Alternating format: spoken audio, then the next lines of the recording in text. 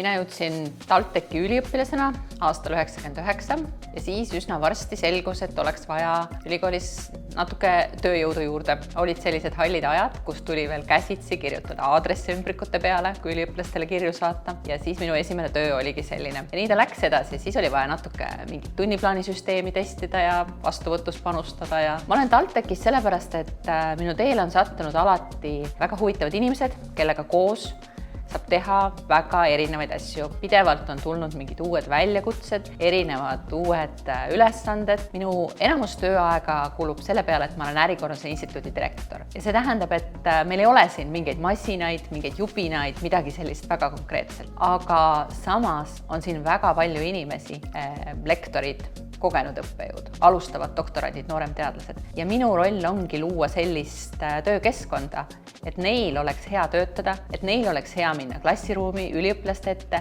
ja nemad saaksid siis oma parima teadmise edasi anda. Ja see ongi see reaalne mõju, mis läheb Eesti ühiskonda, ettevõtlusesse. Uued juhid tulevad siit.